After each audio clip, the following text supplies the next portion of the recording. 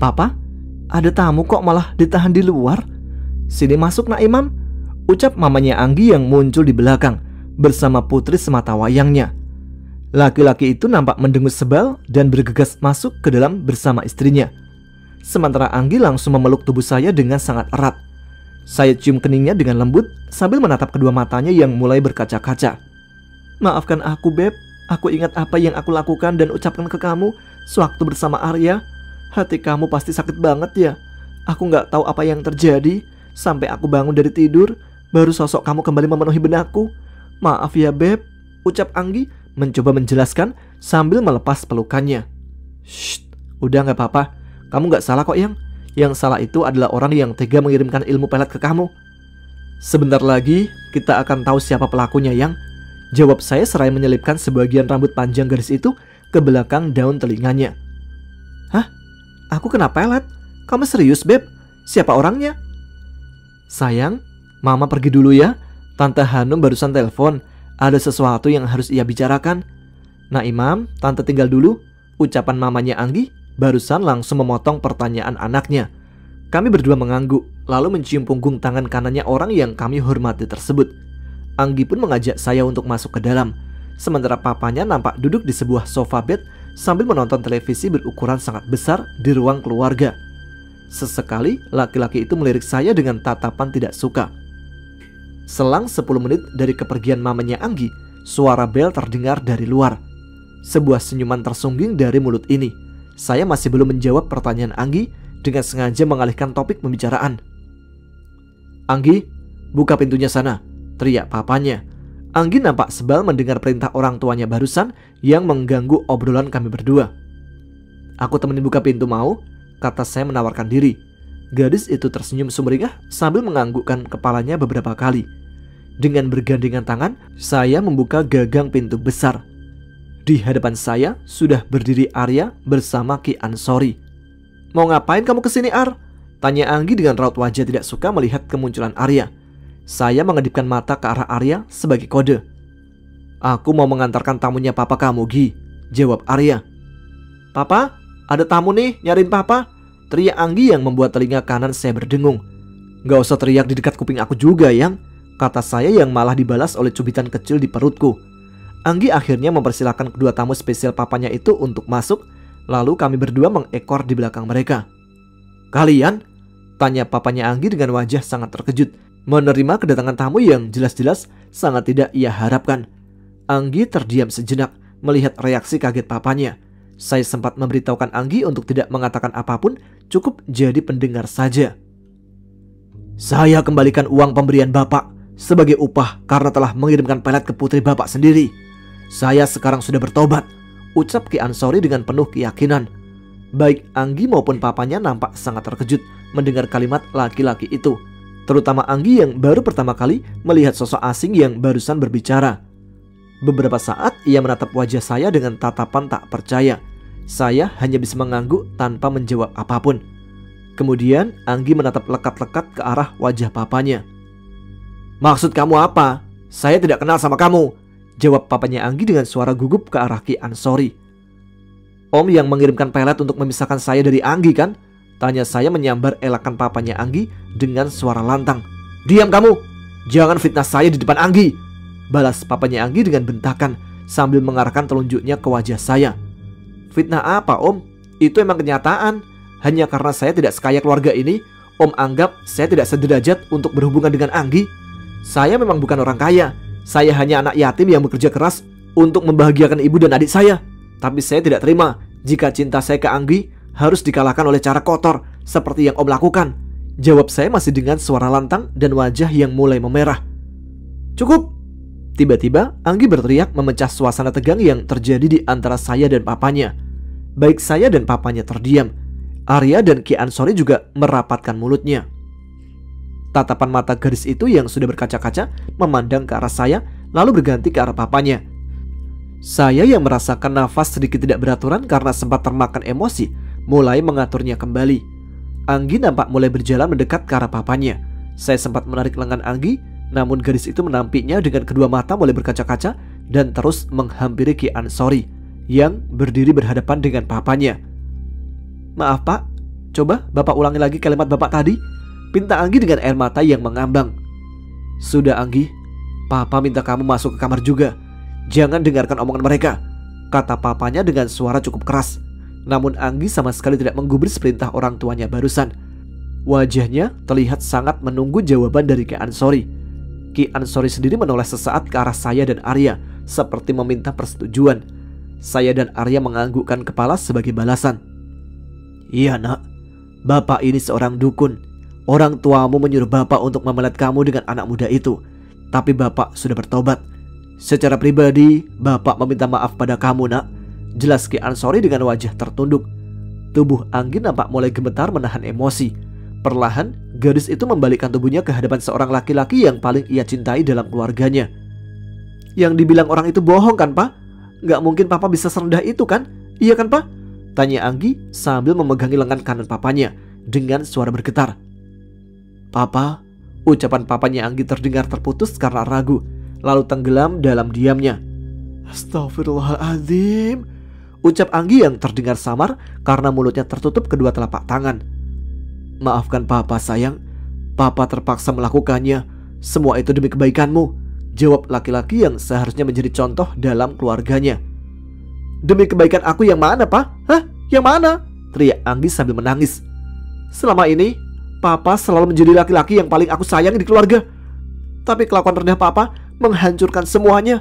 Jika aku tahu Papa bisa serendah ini, aku lebih memilih lahir sebagai anak yatim daripada punya orang tua seperti Papa, teriak Anggi lagi. Kali ini tangisannya semakin menjadi. Tatapan kedua mata papanya Anggi nampak membesar karena terkejut. Sepertinya laki-laki tersebut tidak menyangka putri kecil kesayangannya itu akan mengucapkan rangkaian kalimat yang membuat hatinya hancur berkeping-keping. Saya yang melihat Anggi histeris segera mendekat dan memeluknya dengan erat. Pandangan mata papanya nampak sangat terenyuh melihat Anggi yang masih menangis terseduh-seduh dalam pelukan saya. Arya, makasih. Lu sebaiknya pulang bersama Ki Ansori. Nanti gua temuin lu di tempat yang tadi, bisik saya ke batinnya Arya. Pemuda yang awalnya sempat saya anggap musuh itu tersenyum sambil menganggukkan kepala, lalu mengajak Ki Ansori untuk meninggalkan rumah keluarganya Anggi. Tak berapa lama, suara knalpot mobil Arya yang khas terdengar mulai menjauh. Maafin Papa Anggi, Papa benar-benar menyesal, ucap papanya lagi dengan kedua mata mulai berkaca-kaca sambil membelai rambut anaknya. Pergi! Aku gak mau lihat Papa, teriak Anggi seraya menampi belayan tangan papanya, lalu kembali membenamkan wajahnya di dada saya. Istighfar yang, bisik saya lirih ke telinga Anggi sambil terus membelai kepalanya. Di belakang Anggi, papanya nampak tertunduk. Sesekali kepalanya terangkat, menatap Anggi dengan dua butir air mata yang mengalir di pipinya. Hati saya terketuk melihat laki-laki itu menangisi perbuatan salahnya. Udah sayang, maafin Papa kamu. Biar gimana pun, dia tetap Papa kamu, bisik saya ke Anggi dengan suara lembut. Dengan melangkah pelan, papanya Anggi mulai meninggalkan kami dan terus berjalan ke arah pintu. Sesaat sebelum melangkah keluar dari pintu rumahnya, kembali laki-laki itu menoleh ke arah kami dengan sorot mata yang sendu diiring gurat penyesalan di wajahnya. Beberapa lama, Anggi menangisi sebuah kenyataan yang cukup pahit baginya. Hingga lambat laun, gadis itu berangsur-angsur bisa menguasai emosi. Anggi menarik nafasnya dalam-dalam. Sesudah saya melepaskan pelukan, dua kali gadis itu menyeka kedua air matanya yang masih basah dan nampak sembab. Kok udahan nangisnya yang? Padahal aku masih betah meluk kamu loh. Gak apa-apa, kemeja aku basah sama ingus kamu, kata saya sengaja bercanda biar Anggi bisa kembali tersenyum. Aku lagi gak mau bercanda Beb, aku kehilangan rasa humorku, jawab Anggi dengan raut muka dingin, lalu berjalan ke arah sofa dan mengambil beberapa helai tisu untuk membuang cairan di hidungnya. Saya membuntuti dan duduk di atas sofa, sementara Anggi meninggalkan saya ke kamar mandi untuk mencuci muka, lalu kembali ke sebelah saya sambil mengelap wajahnya dengan sebuah hand towel. Baru kali ini aku lihat kamu menangis sampai bikin jelek wajah kamu yang, canda saya lagi ke arahnya. Dengan keras Anggi mencubit pinggang saya sampai memerah, kemudian kembali termenung sambil memandang ke foto keluarganya. Beberapa kali gadis itu menghela nafasnya, mencoba meredakan sisa-sisa emosinya yang tertinggal. Aku benar-benar gak nyangka Papa bisa melakukan hal itu Beb. Sakit banget perasaan aku pas tahu Papa pelakunya, ucap Anggi sambil menggelengkan kepalanya dan lagi-lagi meneteskan air mata. Saya mengambil sehelai tisu dan menyeka air matanya dengan lembut. Sebuah kecupan saya berikan ke pipi kanan gadis itu. Saya mulai berdiri dan berjongkok di hadapan Anggi. Saya genggam kedua tangan gadis itu lalu menciumnya sesaat. Anggi tersenyum manis sambil menatap wajah saya lekat-lekat. Sayang, aku paham banget sama perasaan kamu.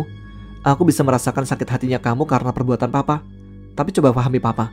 Sebagai orang tua, dia pasti ingin yang terbaik buat kamu. Dulu sambutan papa sangat welcome ke aku. Tapi pas kejadian yang menimpa kamu, dia langsung berubah kan? Itu karena intuisinya sebagai seorang papa yang mau melindungi putrinya dari orang yang membuat putrinya koma. Tapi aku udah jelasin semua ke papa kalau itu bukan salah kamu, Beb. Sambar Anggi yang memotong ucapan saya. Iya, aku tahu. Tapi untuk orang seintelektual papa, gak mudah mencampurkan masalah gaib dengan otaknya yang dipenuhi hal-hal rasional. Mungkin papa tetap menganggap aku yang patut disalahkan, Yang. Oke, memang cara yang papa ambil seakan menjilat ludahnya sendiri. Tapi intinya, ini sebuah tantangan buat kita, Yang. Mungkin kedepannya hubungan kita akan ada yang menguji kembali. Sekarang, aku minta kamu untuk mencoba maafin papa, kata saya kemudian berdiri karena sudah pegal berjongkok. Anggi kembali tersenyum dan mengikuti saya berdiri, lalu menyandarkan kembali kepalanya di dada saya lewat sebuah pelukan. Makasih ya, Beb, udah mau nemenin aku. Kalau nggak ada kamu, aku nggak tahu deh kejadiannya bakalan kayak gimana, ucap Anggi sambil menatap wajah saya. Sama-sama, Yang. Aku bersedia nemenin kamu saat senang. Kalau lagi susahnya, jangan bilang-bilang ke aku ya. Kamu rasain aja sendiri, jawab saya sengaja meledek Anggi. Ih, mau enaknya aja, ucap Anggi, lalu menggigit lengan saya. Aduh, sakit, Yang. Kamu lapar ya? Teriak saya kesakitan sambil mengelus-elus lengan yang terlihat bekas gigitan di sana. Anggi tertawa. Saya tersenyum melihat wajahnya yang cantik nampak bertambah jauh lebih cantik saat tertawa. Beb, besok kamu bisa cuti nggak? Tanya Anggi yang menyadarkan saya dari lamunan. Apaan, Yang? Cuti? Bisa sih, kuliah aku juga masih libur UAS. Emang kenapa? Tanya saya sedikit kikuk. Aku pengen banget liburan ke pantai, Beb. Tapi cuma berdua sama kamu. Kepala aku rasanya penuh banget sama masalah yang bikin pusing. Mau ya, please, jawab Anggi dengan wajah manja. Saya terdiam memikirkan permintaan Anggi, lalu tersenyum sebagai pertanda bahwa saya menuruti permintaannya. Anggi terlihat tersenyum sumringah, lalu mencium bibir saya dengan lembut. Kalau mau, kita ke Pulau Tidung aja, Yang. Kita udah lama gak kesana. Tempatnya oke kok, kata saya memberikan saran pada Anggi. Boleh, Beb, aku ikut aja kemana yang kamu mau, jawab Anggi dengan wajah cukup bersemangat. Ya udah, aku pulang dulu ya, Yang. Udah sore nih. Nanti aku telepon kalau udah sampai rumah ya, ucap saya pada Anggi. Iya deh, aku juga mau tidur dulu, Beb. Kepala aku sedikit pusing, kayaknya kelamaan nangis tadi, saut Anggi. Jangan lupa sholat asar dulu, Yang, biar lebih tenang, kata saya menasehati. Iya sayang, jawab Anggi sambil tersenyum. Saya mengecup kening gadis yang sangat saya sayangi itu sekali lagi, lalu mulai berjalan dengan dihentarkan sampai di depan pintu. Anggi sempat mengedarkan pandangannya ke arah teras. Sepertinya gadis itu mencari mobil papanya yang sudah tidak terlihat. Dalam hati saya merasa lega karena Anggi masih memikirkan sosok papanya. Sepulangnya dari rumah Anggi, saya langsung pulang ke rumah dan mengutarakan rencana untuk liburan ke pantai bersama Anggi. Saya terpaksa berbohong kepada ibu dengan beralasan bahwa bukan hanya saya dan Anggi saja yang akan berlibur, namun ada beberapa orang teman yang akan ikut serta. Awalnya, ibu terlihat tidak senang mendengar rencana saya, tapi bukan imam namanya kalau nggak bisa meluluhkan hati ibu. Cukup dengan pijatan lembut di bahu beliau, maka ibu pun akan meluluskan permintaan saya. Oh iya, saya sengaja meminta Sekar dan Bayu Barata agar tidak mendampingi saya selama liburan dengan Anggi. Saya benar-benar hanya mau menghabiskan waktu berdua bersama gadis itu. Esok harinya, jam 6 pagi, saya sudah tiba kembali di rumah Anggi. Kenapa pagi buta saya sudah sampai di sana? Karena jadwal keberangkatan kapal yang akan membawa kami ke Pulau Tidung itu di kisaran jam setengah 8 pagi. Karena mobil Anggi masih di bengkel, dia pun meminjam mobil Honda Jazz biru milik si Mahu Anton. Seingat saya, yang pernah memancing ke daerah Kepulauan Seribu, ada 2 jalur yang bisa ditempuh. Yang pertama lewat Dermaga Marina Ancol, dan yang kedua lewat Muara Angke. Sebenarnya lewat Tanjung Pasir pun bisa, tapi perjalanannya cukup jauh menurut saya. Yang, papa kamu gimana? Tanya saya sambil menyetir mobil si Anton. Papa belum pulang dari kemarin, Beb. Papa sempat kirim kabar ke mama kalau dia ada urusan yang memaksanya untuk nginep di hotel, jawab Anggi yang sedang menatap ke arah jendela mobil di sampingnya. Kamu gak bilang mama kan soal papa yang? Tanya saya. Enggak lah beb, emangnya aku anak kecil yang harus ngadu. Cukup aku, kamu sama papa aja yang tahu masalah ini. Semalam aku juga merenungi omongan kamu beb. Seburuk apapun papa, tetap aja dia orang tua aku. Lagi pula kasihan juga papa beb, jawab Anggi dengan wajah tertunduk. Udah ah, aku ngajak kamu liburan kan buat having fun beb. Aku udah tinggalin semua masalah aku di rumah. Pokoknya hari ini aku mau senang-senang sama kamu, gantengku, kata Anggi sambil menarik wajah saya untuk dicium. Aku lagi nyetir yang, kata saya yang sempat membuat kendaraan yang kami kendarai oleng ke kiri karena kaget dengan tarikan kedua tangan Anggi di wajah. Iya maaf beb, jawab Anggi yang disusul suara klakson kendaraan lain dari belakang yang mungkin juga kaget melihat mobil kami sempat oleng. Jam 7 tepat kami tiba di dermaga Marina Ancol. Karena Anggi tidak mau menaiki kapal tradisional yang biasa disebut kapal ojek dari dermaga Muara Angke, kami pun memutuskan untuk menaiki speedboat dari Marina Ancol. Di sana saya sempat ribut omongan dengan orang yang menyewakan kapal karena harga yang ia kenakan sangat luar biasa mahal. Bayangin Gan, biasanya harga tiket per orang cuma di kisaran 150.000 sampai 250.000. Nah, saya sama Anggi dikenakan harga 1 juta per orang. Kan bodoh dia. Emang sih, hanya ada kami berdua saja yang ingin menyeberang ke Pulau Tidung karena hari ini bukan weekend dan gak ada lagi penyewa lain. Tapi gak sebegitu mahalnya juga kan main tembak tarif sewa kapal, kampret. Melihat saya sempat adu mulut dengan si pemilik speedboat, Anggi membujuk saya untuk meredam emosi, lalu membayar setengah dari harga yang ia minta, dan sisanya akan dilunasi saat mereka menjemput kami di dermaga Pulau Tidung. 1 jam perjalanan, saya dan Anggi tiba di pulau yang cukup terkenal itu. Puluhan pengunjung yang didominasi oleh pasangan anak muda-mudi nampak mulai turun satu persatu dari kapal tradisional yang juga baru sampai. Beberapa kelompok pemancing terlihat sedikit ribet dengan barang bawaannya. Setelah mendarat di Pulau Tidung, saya dan Anggi segera mencari penginapan. Sayangnya, penginapan di sini lebih didominasi homestay yang dikelola oleh penduduk lokal. Saya sih fine-fine aja untuk menginap dimanapun, karena dulu saya sering tidur di pinggiran pantai dengan hanya beralaskan tikar bersama Rio dan ketiga sahabat baik saya saat SMA. Tapi momen sekarang kan beda, di mana saya berlibur ditemani seorang gadis yang belum pernah merasakan hidup berpetualangan sebelumnya.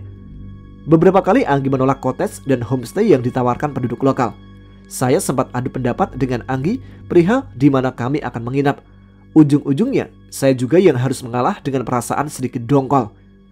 Hingga akhirnya Anggi setuju untuk menginap di sebuah cottage yang bernama Tidung Nirwana. Recommended nih, fasilitasnya bagus dan pelayanannya cukup memuaskan. Anggi memilih kelas VIP untuk menginap di sana. Saya yang sedikit ngambek hanya terdiam dan mengikuti segala kemauan Anggi. Beberapa kali Anggi coba membujuk saya yang masih membungkam mulut. Sampai akhirnya saya pun lemah oleh bujukan gadis itu. Beb, kita jalan-jalan yuk, ajak Anggi yang duduk di sebelah saya di depan teras cottage. Ayo, kamu bisa diving gak yang? Kita diving atau snorkeling aja yuk, jawab saya bersemangat. Enggak ah, aku takut kedalaman beb. Kita jalan-jalan di pinggir pantai aja yuk, atau kita ke jembatan cinta aja beb, kata Anggi dengan kedua mata membesar. Saya menghela nafas lalu bangkit menuruti permintaan gadis itu. Sebenarnya jarak cottage tempat kami menginap ke jembatan cinta cukup jauh, tapi Anggi tetap maunya berjalan bergandengan tangan dengan saya dan menolak beberapa orang yang menyewakan sepeda. Untungnya cuaca sedang bersahabat karena langit sedikit mendung, membuat sinar matahari terhalang untuk membakar kulit kami. Beberapa anak muda terlihat melompat dari atas jembatan cinta dan terjun bebas di laut yang cukup dalam. Pandangan saya tiba-tiba menangkap sebuah sosok asing yang sedang melayang-layang di atas Pulau Tidung kecil. Oh iya, untuk informasi, Pulau Tidung terbagi menjadi 2, Pulau Tidung Besar dan Pulau Tidung Kecil. Kedua pulau itu dihubungkan oleh jembatan cinta. Di Pulau Tidung Besar dihuni penduduk lokal, termasuk cottage tempat kami menginap ada di Pulau Tidung Besar. Sedangkan di Pulau Tidung Kecil masih tidak berpenghuni, dengan hutan yang cukup lebat. Saya menggunakan ilmu tembus pandang untuk melihat sosok seperti apa yang sedang melayang di atas hutan di Pulau Tidung Kecil. Sosok seorang laki-laki berwajah tampan dengan pakaian khas panglima kerajaan yang sedang tersenyum ke arah saya. Saya membalas senyuman hangatnya lalu menutup ilmu tembus pandang sekaligus mata batin saya. Beb, kita jalan ke pulau itu yuk. Kayaknya masih asri banget deh. ajak Anggi sambil menunjuk ke arah Pulau Tidung Kecil. "Jauh, Yang. Coba lihat jaraknya deh. Mungkin 800 meteran dari sini, Yang," jawab saya menolak ajakan Anggi. Sebenarnya bukan soal jarak yang membuat saya tidak berkenan ke sana, tapi lebih ke sosok yang sedang melayang itu. Saya sudah berkomitmen. Pokoknya waktu saya harus habis bersama Anggi hari ini, tanpa ada gangguan sosok jin. Akhirnya saya bersama Anggi hanya berjalan-jalan saja, menikmati pemandangan pantai yang membuat hati tenang. Beberapa pasang anak muda seperti kami nampak hanyut dalam suasana romantis, bermandikan sinar keemasan dari sang surya yang mulai tenggelam. Sebenarnya saya sempat merasakan seperti sedang diawasi oleh seseorang atau sesuatu. Awalnya saya ingin membuka kembali mata batin untuk memastikan keadaan, tapi saya urungkan niat tersebut karena aura yang terasa dari tiap sosok gaib yang ada di sekitar saya tidak ada yang mengancam. Karena hari mulai gelap, saya mengajak Anggi untuk segera kembali ke cottage. Angin pantai terasa mulai sedikit kencang, disertai mendung di langit yang semakin menebal. Hujan mulai turun membasahi tanah pantai yang berpasir. Kami pun tak luput dari serangan air hujan yang membuat basah sekujur tubuh. Setibanya di depan pintu kamar cottage, Anggi nampak pucat sambil menggigil. Tanpa pikir panjang, saya langsung membuka pintu kamar cottage. Segera saya ambil anduk di kamar mandi untuk menyelimuti tubuh Anggi yang menggigil. Gadis itu terlihat berdiri di depan salah satu dari dua kursi rotan yang mengapit televisi LCD berukuran cukup besar. "Dingin, Beb," ucap Anggi dengan suara terbata-bata. Saya segera memeluknya dengan erat, tapi percuma. Kaos yang saya gunakan pun sama basahnya dengan baju Anggi. Dengan cepat saya buka kaos dan kembali memeluk gadis itu untuk menghangatkannya.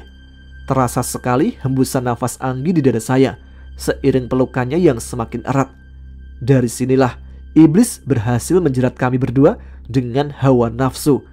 Getaran menggigil tubuhnya Anggi yang awalnya sangat terasa di dalam pelukan saya berangsur-angsur hilang. Cukup lama kami berpelukan erat sambil berdiri hingga gadis itu mengangkat wajahnya. Pandangan kami bertemu dengan jarak wajah yang sangat dekat, sampai saya bisa merasakan hangatnya udara yang keluar dari hidung gadis tersebut.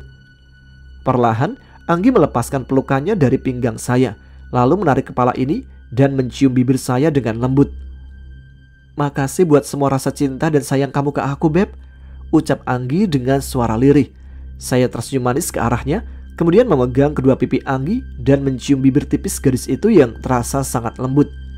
Anggi membalas ciuman saya dengan memainkan lidahnya di dalam mulut saya. Birahi saya mulai terpancing. Sambil terus berciuman, saya melemparkan handuk putih yang tadi menyelimuti gadis itu. Anggi terlihat menggelinjang, manakala ciuman saya mulai menyusuri lehernya yang jenjang. Dengan perlahan, gadis itu mulai membuka kaos biru yang ia kenakan. Nafsu saya semakin membara melihat lekuk tubuh Anggi yang indah dibalut kulit putihnya.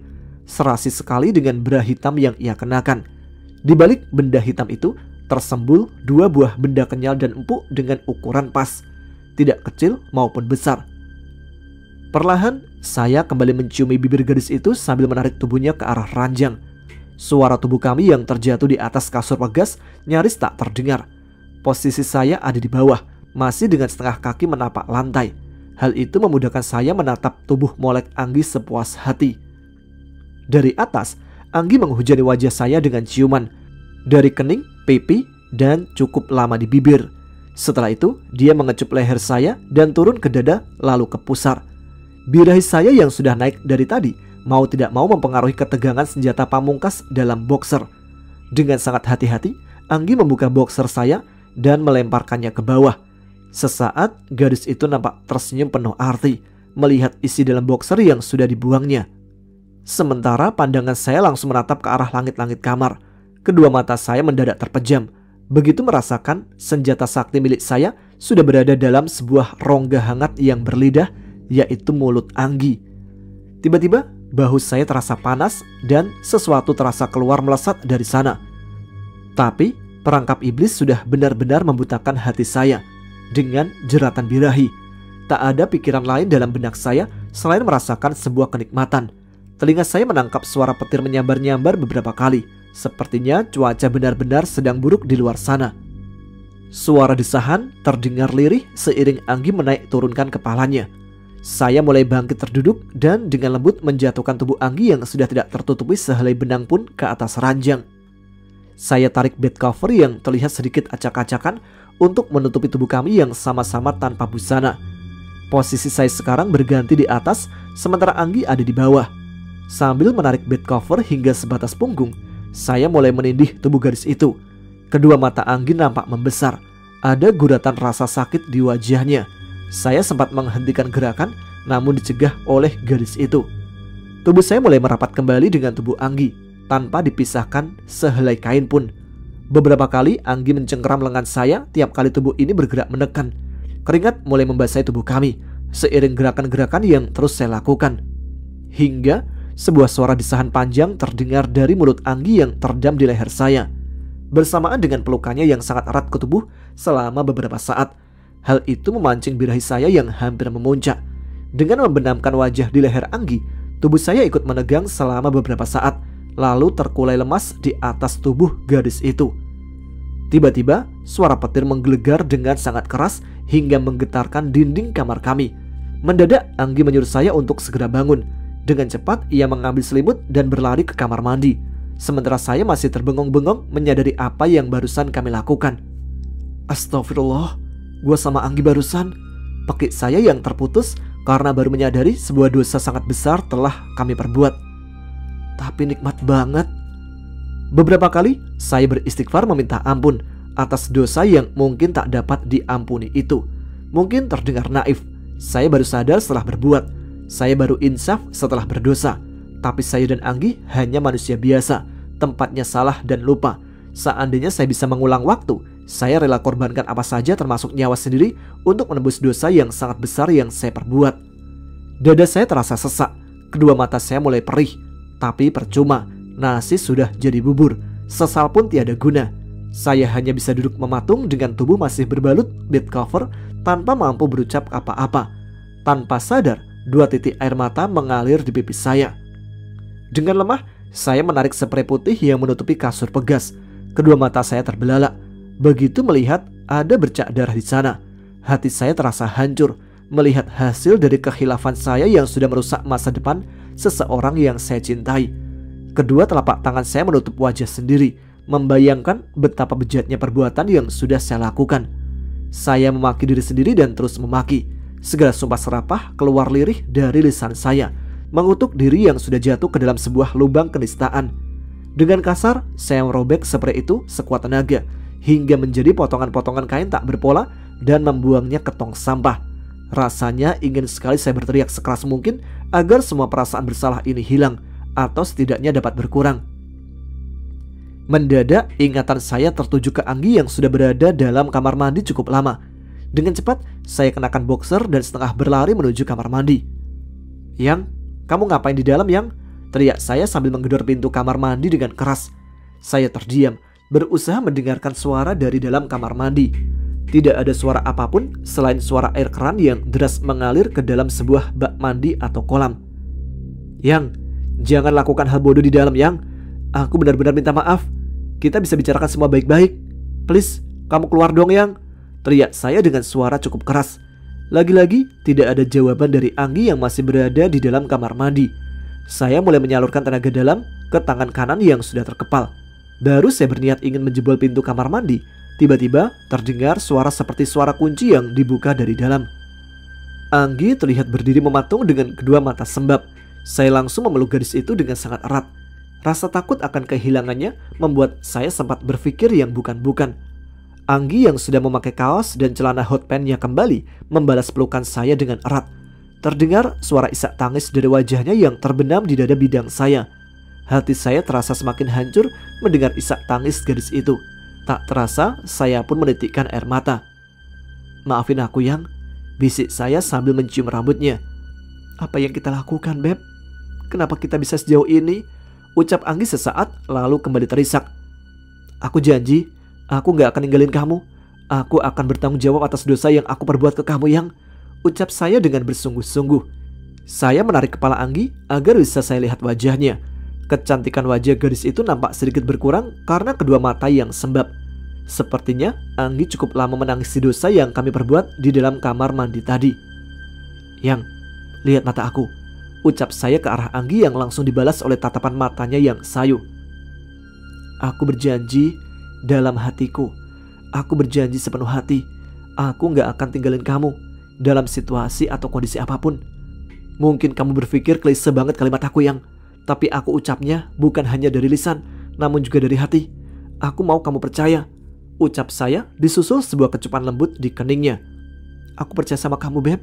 Jawab Anggi diiringi sebuah senyuman, meski terkesan dipaksakan dan mengecup telapak tangan kanan saya. Aku pesan coklat panas buat kamu dulu ya. Kamu tunggu di kamar saja. Ucap saya yang disambut dengan anggukan kepalanya. Mandi dulu, Beb, nanti kamu sakit. Pinta Anggi yang saya jawab dengan anggukan kepala. Tanpa pikir panjang, saya segera masuk ke dalam kamar mandi dan melakukan mandi junub. Dalam hati, lagi-lagi terbersit penyesalan karena seharusnya saya melakukan mandi itu setelah resmi menikahi Anggi. Saya tarik nafas dalam-dalam dan mengeluarkannya perlahan. Mudah-mudahan setelah mandi perasaan saya jauh lebih membaik, harap saya dalam hati. Setelah mandi, saya segera keluar kamar masih dengan penampilan yang sudah jauh lebih baik. Hujan disertai petir yang mengamuk sudah reda dan berhenti menggelegar. Mendung di langit nampak melukiskan suasana mendung dalam hati saya.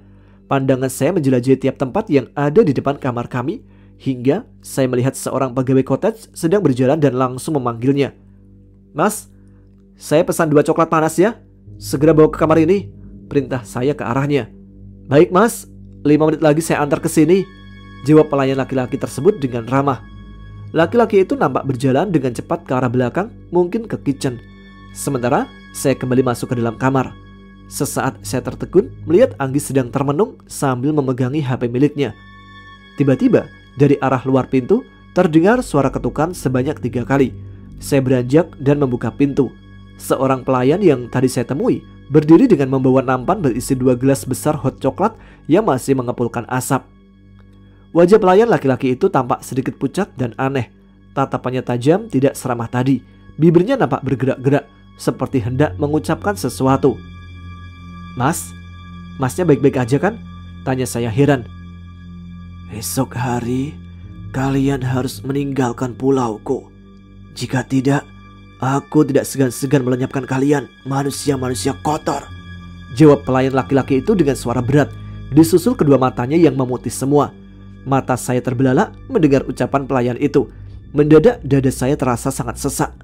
Saya langsung mengambil nampan yang masih dipegang pelayan tersebut dan meletakkannya di atas meja kecil yang diapit 2 kursi rotan di atas cottage. Mendadak rasa sesak di dada saya semakin menjadi. Seketika saya terjatuh setengah berlutut sambil memegangi pinggir meja. Saya menoleh ke arah pelayan laki-laki yang tadi berdiri di hadapan saya. Kedua mata saya membesar melihat sosok pelayan itu sudah menjelma menjadi sosok laki-laki tampan yang berpakaian khas panglima sebuah kerajaan. Makhluk tersebut sama persis dengan sosok yang saya lihat melayang di atas hutan di Pulau Tidung kecil tadi sore. Namun senyum manis dan tatapan ramahnya seakan raib, berganti sorot mata tajam dan sebuah senyum menyeringai. Jika bukan karena kakek moyangmu, sudah pasti saat ini kau dan gadis itu akan tenggelam ke dasar lautan, ucap laki-laki itu tanpa menggerakkan bibirnya, sambil mengarahkan tangan kanannya ke depan dan posisi seperti ingin mencekik. Saat itu juga jalan nafas saya terasa semakin menyempit, seperti ada tangan tak kasat mata yang sedang mencekik. Saya meronta sekuat tenaga, tapi rasa cekikan tersebut bertambah kuat. Kedua mata saya mulai berair, urat-urat di wajah saya semakin menyembul keluar, pertanda aliran darah di atas leher terhalang oleh sesuatu. Pandangan mata saya mulai buram. Bayu Barata, ucap saya berusaha memanggil 2 jin penjaga dengan nafas yang sudah ada di ujung tenggorokan. Sisanya saya hanya mampu memanggil pedang jagat samudra dalam hati. 1 detik saya menunggu dengan 2 nafas terakhir.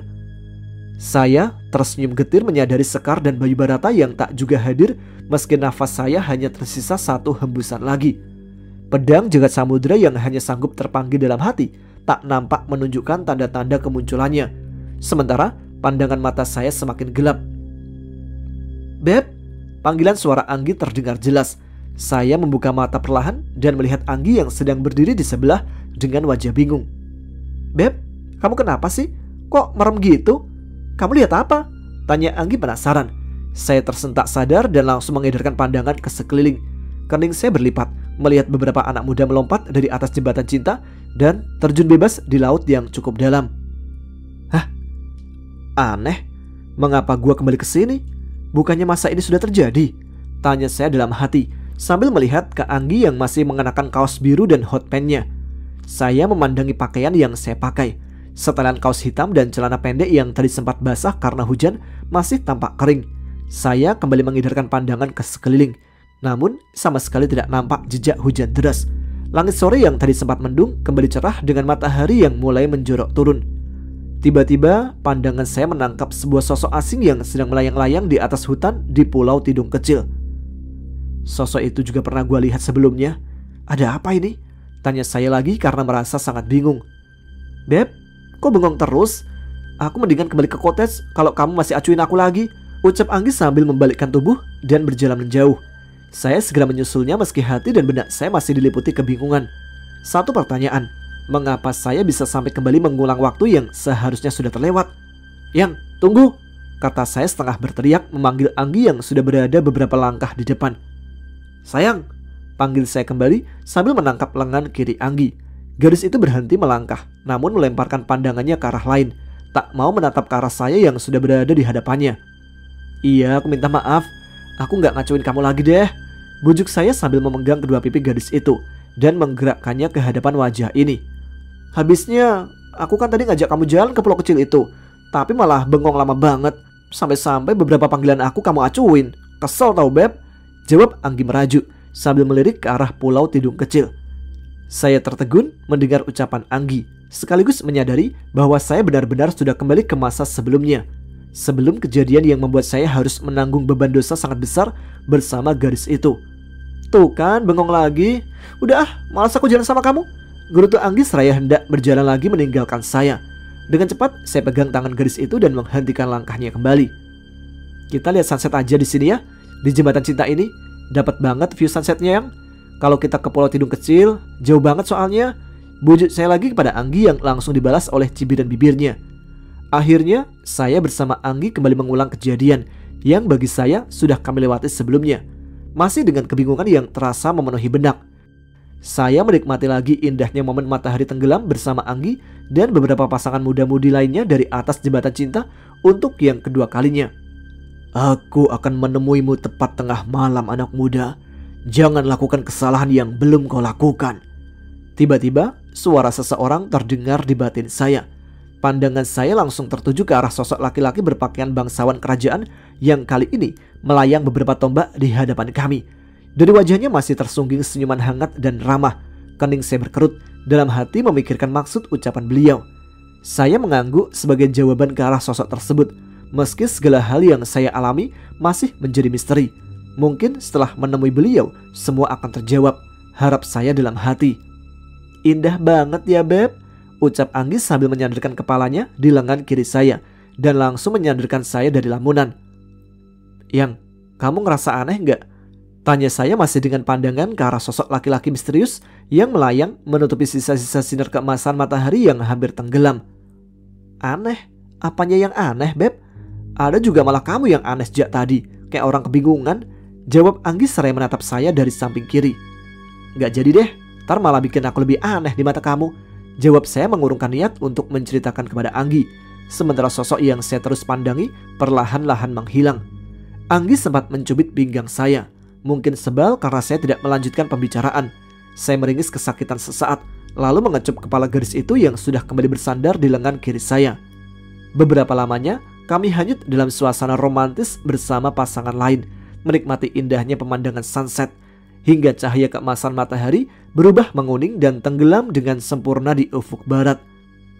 Udah mulai gelap Yang, kita ke cottage yuk, anginnya juga mulai kencang nih, ajak saya pada Anggi dan dibalas langsung oleh anggukannya.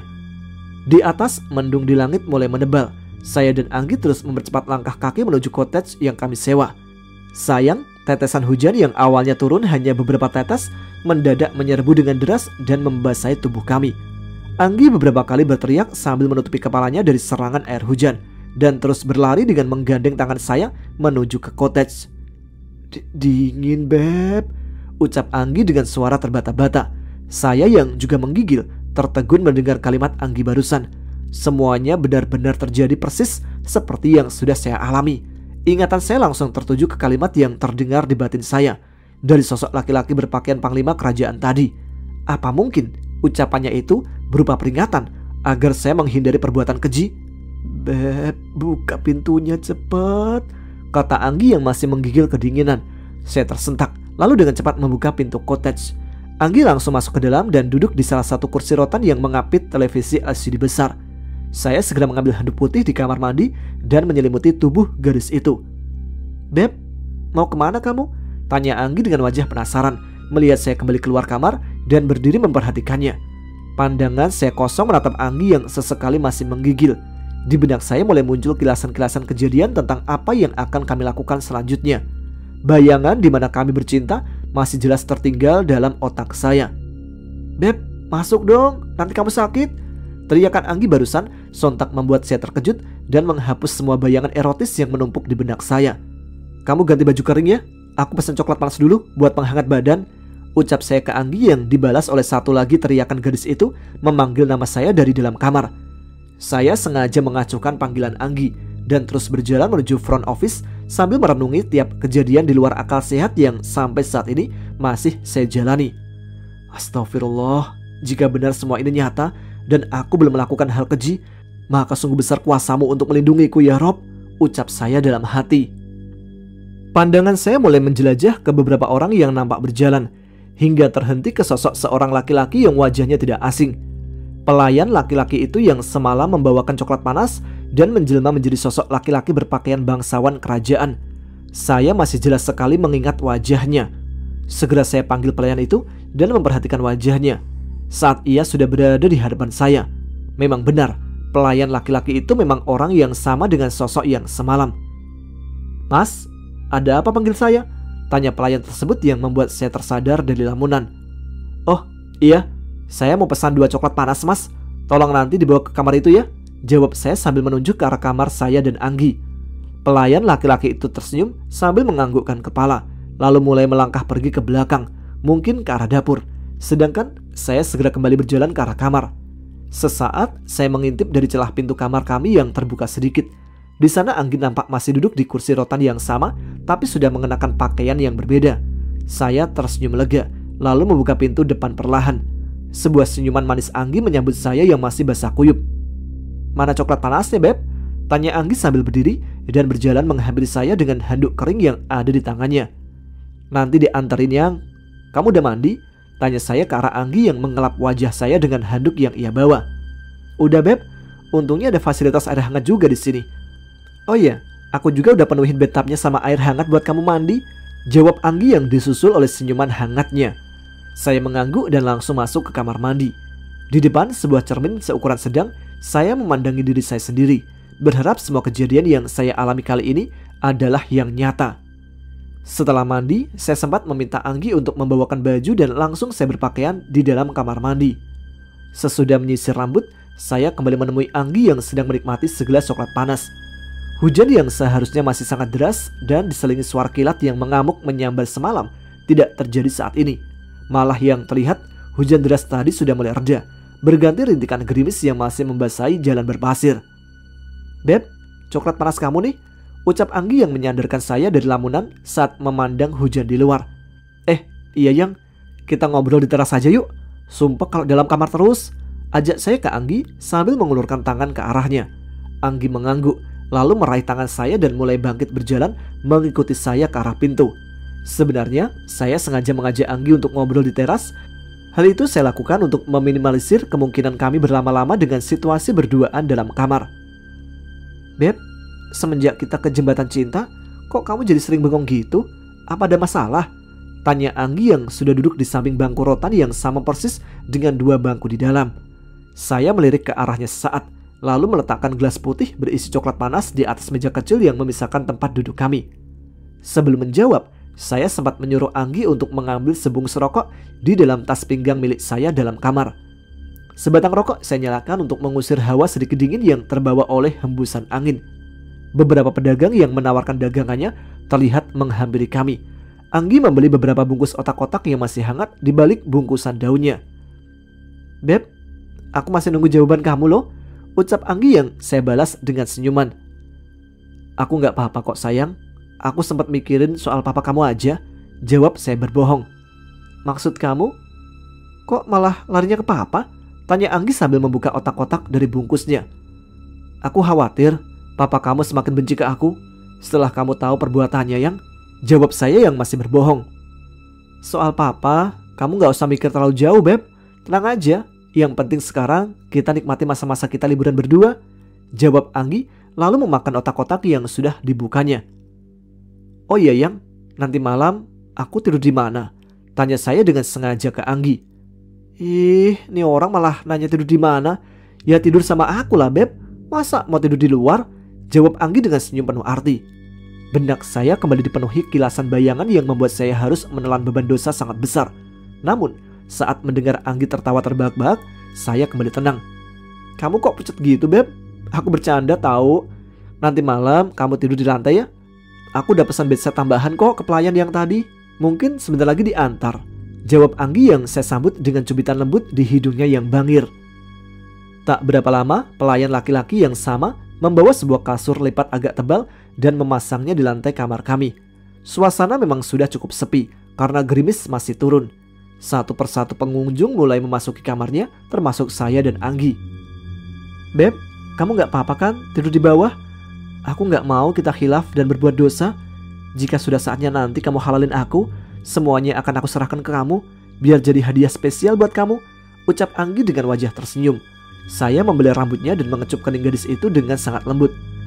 Gak apa-apa lah sayang, aku rela nunggu sampai kamu halal buat aku.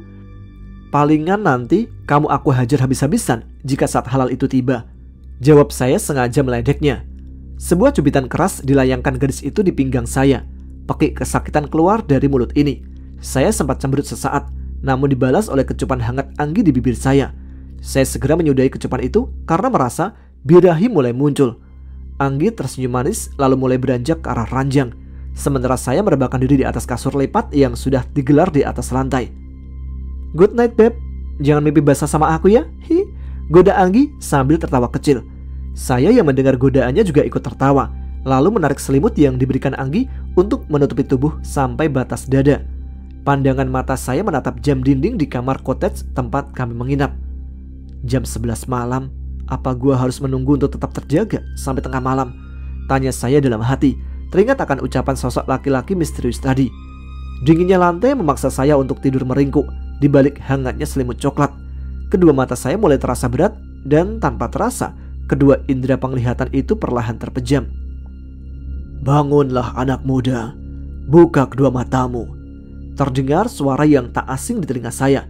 Saya membuka mata dan mendapati diri sendiri sudah berada di tengah lautan lepas sambil melayang. Selamat datang, titisan sahabatku, Raden Jagatirta, ucap seseorang dari arah belakang.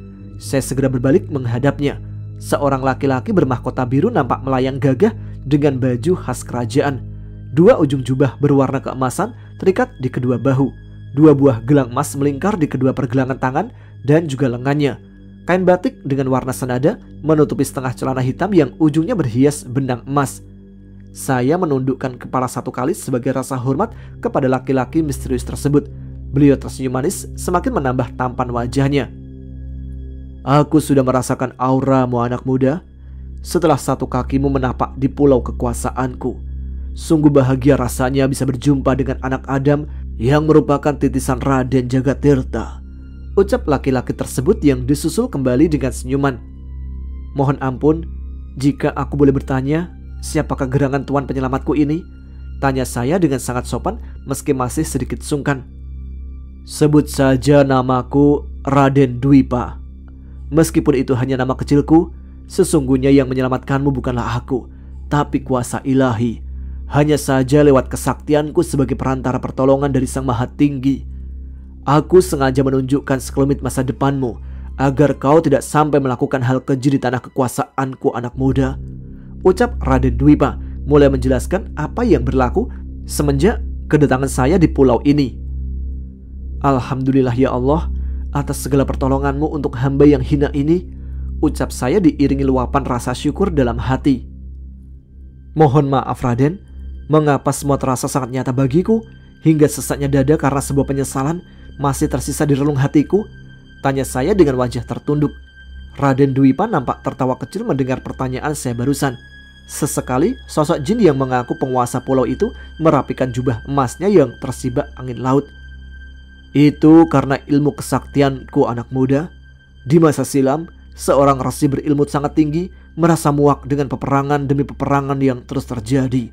Kerajaan-kerajaan di tanah Jawa Dwipa yang sudah besar selalu mencoba meluaskan wilayah kekuasaannya dengan melumpuhkan kerajaan kecil.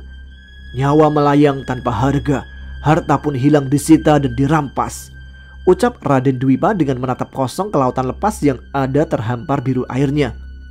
Saya tetap menunggu sosok itu melanjutkan kalimatnya yang terputus, sambil sesekali menatap wajahnya yang penuh karisma.